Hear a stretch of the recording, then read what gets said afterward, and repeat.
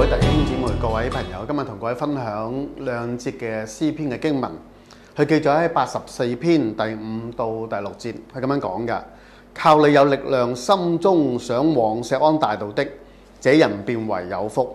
他們經過流淚谷，叫這谷變為泉源之地，並有秋雨之福，蓋滿了全谷。各位，呢節經文係非常之美麗嘅。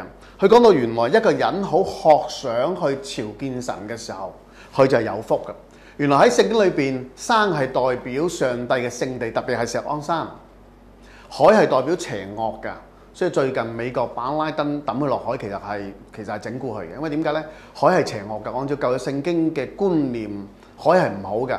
但係山好多時耶和華，當人去朝見耶和華上帝嘅時候，係喺山㗎。何況呢個通往錫安大道係一個聖地嚟嘅。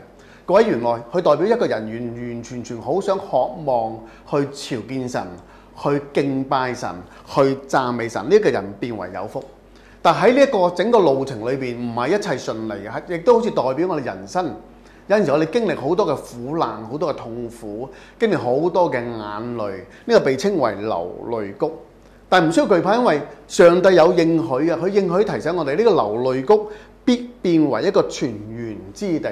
呢個泉源之地，而且係傾瀉出嚟㗎，係豐滿㗎。上帝恩典係非常之足夠㗎。你諗下喺秋天嘅時候有秋雨係幾咁嘅美麗，而且呢啲秋雨把成個呢一個咁嘅谷山谷能夠蓋滿，可以代表耶和華嘅恩典、耶和華嘅豐盛係傾福俾我哋。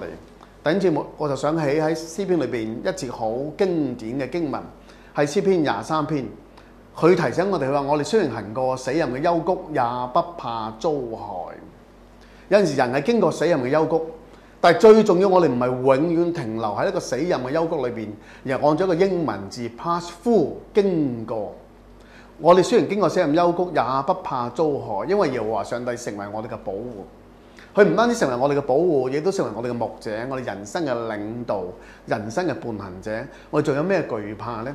所以詩人今日提醒我哋好好㗎，詩篇第84篇第5到第6節係值得我哋全日去不斷去思想、不斷去靈修同埋不斷去反思嘅。